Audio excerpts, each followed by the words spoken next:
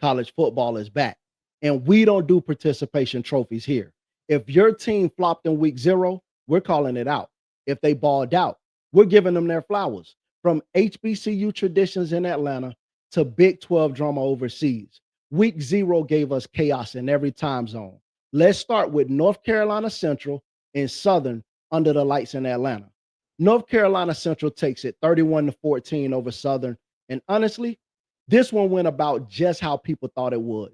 Central came in as the more experienced squad, and they leaned on that depth all game. Southern, they had a little spark early, but once the Eagles settled in, they looked like the stronger, steadier program and reminded everyone why the MEAC usually has the upper hand in these showcase matchups. But let's talk the play that really tilted this game. Tied up 7-7 in the first quarter, Southern commits a costly special teams penalty that hands Central a short field. The Eagles didn't waste time, punched it in for a touchdown to go up 14-7, and from there, the momentum never swung back. Southern's offense just couldn't find its rhythm again once they started chasing points. Let's talk about key players or lack thereof.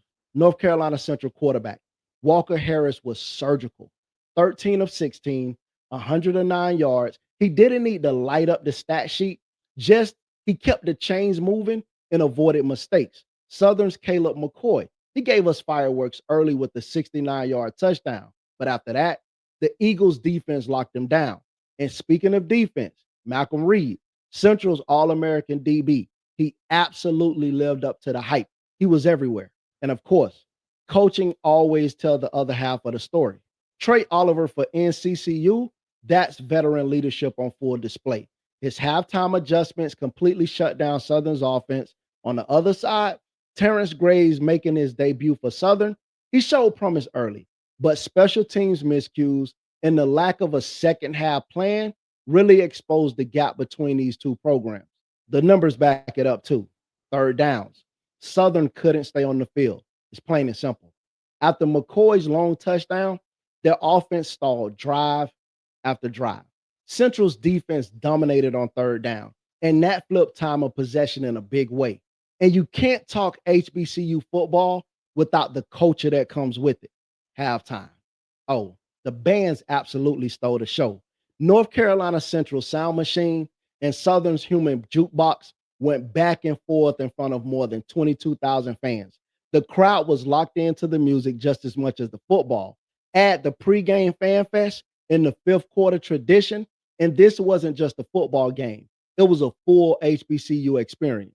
All right, that was the MEAC SWAC showcase in Atlanta, but let's shift gears to the Big 12.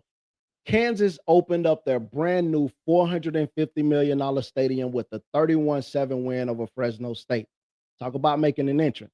After a slow first quarter, the Jayhawks just turned it on and never let Fresno back in the game. This wasn't just about meeting expectations. It felt like a program showing they're ready to take that next step. And the shift happened early. Right after Fresno tied it up at 7-7, Kansas answered with a 75-yard drive capped by a LaShawn Williams touchdown run. That was the turning point. From there, Kansas poured it on. And by halftime, it was already 24-7. Oh, and just for good measure, the Jayhawks defense came up with a goal line stand in the fourth to slam the door. Let's talk players. Jalen Daniels, nearly perfect. 18 of 20 for 176 yards and 3 touchdowns, plus 47 rushing yards. He looked healthy, confident, and fully in command. His new favorite target, Cam Pickett, popped off for 6 grabs, 77 yards, and 2 touchdowns. Meanwhile, Fresno State's E.J. Warner, who came in with a lot of buzz, was shut down. 179 yards, no scores, 2 picks, and most of that came in garbage time. Coaching had a lot to do with that too. Lance Leopold put on a clinic, got Daniels into rhythm, leaned into the run game, and kept the defense aggressive. Even had the awareness to pull starters late and avoid injuries. For Fresno's new coach, Matt Entz, rough debut, aggressive early. But once they fell behind, he went away from the run game and never found an answer. A couple questionable fourth down calls didn't help either. And the numbers make the story even clearer. Kansas held Fresno State to 37 rushing yards on 29 carries. That's 1.3 yards per carry. They dominated the trenches, racked up 10 tackles for loss, and basically bullied Fresno all night. So, what's the big picture? For Kansas, this is the start they needed. Daniels is healthy, the defense is physical, and the Big 12 better be on alert. Don't be surprised if the Jayhawks start creeping into the top 25 if they stack up a few wins. For Fresno State, this is a setback. They came in with group of five New Year's Six hopes, but a loss this lopsided puts them behind the eight ball. So we've seen the Jayhawks handle business, but the real late night drama went down in Oahu. Hawaiʻi stunned Stanford 23-20 with the walk-off field goal in Honolulu. The energy, electric.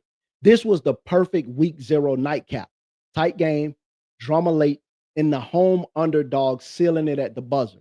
And the finish is what people remember. 3 seconds on the clock. Kenshi Matsuzawa nails a 38-yarder to win it. That came after Hawaiʻi tied it with under 2 minutes left, forced the Stanford punt, and then put together the game-winning drive. Perfect execution down the stretch. And it wouldn't have happened without some gutsy playmakers. Makai Alihado, Hawaii's quarterback, was tough. 27 of 39, 210 yards, 2 touchdowns, and did it all while nursing an ankle injury. Stanford's Marcus Ford, he ran for 113 yards and a touchdown. But when the Cardinals leaded him late, Hawaiʻi shut him down. What really stood out? Hawaii's mistake-free offense, which brings us to coaching decisions. Timmy Chang coached that final drive like a veteran. He used his timeouts wisely, trusted his quarterback, and set up his kicker with perfect distance. On the flip side, Stanford staff, they played it way too safe, punting in big moments. Instead of trying to win the game, that conservative approach cost them the game in the end. And the stats back up the story. 0 turnovers for Hawaiʻi, none. Stanford, 1 interception and a missed field goal. In a game this close, that was the deciding factor. Now let's zoom out. For Hawaiʻi, this is a huge Mountain West statement. An upset over a Power 4 team on national TV puts them on the radar right away. For Stanford, it's a nightmare start to their season. If they can't close out these type of games, what's it going to look like when they're facing teams like SMU or Miami? And while that game gave us fireworks on the islands, things got just as wild overseas. Iowa State edges Kansas State 24-21 in Dublin, Ireland, and it lived up to the Farmageddon name. Rain, chaos, late drama. This game had it all. Iowa State slight underdogs now have 3 straight wins in this rivalry, and the gutsiest call of the weekend sealed it. With just 2 minutes left, Iowa State could have kicked the field goal to go up 6. Instead, Matt Campbell goes for it on 4th and 3 from the Kansas State 16-yard line. Rocco Beck hits Carson Hansen for 15 yards, and that was the ball game. Wildcats never saw the ball again. Let's talk about the guys who made it happen. Rocco Beck, steady and clutch. 183 yards passing, 2 touchdowns, plus 1 rushing score. Avery Johnson, he put up 273 total yards and had a highlight 65-yard touchdown, but his shaky first half and late struggles kept Kansas State back. Carson Hansen, 71 rushing yards and the biggest catch of the night on that 4th down. And the killer blow for Kansas State, losing Dylan Edwards to injury early. Never even got a snap on offense. I hope he's feeling better. Coaching played a huge role in this one too. Matt Campbell showed nerves of steel. That late 4th down call, pure confidence. Plus, he made the right adjustments after halftime to steady his team. Chris Kleiman, not his best day. Going for it on 4th and 1 from his own 30 in the 4th quarter backfired badly. It set up Iowa State's final touchdown. The stats tell the story here. 4th downs. Kansas State was 1 for 4. Iowa State only tried it once, but they converted, and it decided the game. So what does this mean moving forward?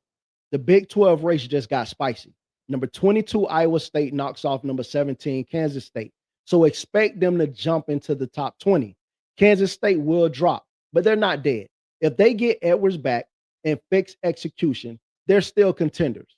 For now, though, Iowa State has the momentum, confidence, and a tiebreaker in their back pocket. All right, That's week 0 in the books. But I want to hear from you. Drop your hottest week 0 take in the comments. I'll be featuring some of the best ones in the next episode. Don't forget to like, subscribe, and hit the bell so you don't miss it. And when you're done here, check out my Big 12 preview. It'll hit a little bit different after this weekend.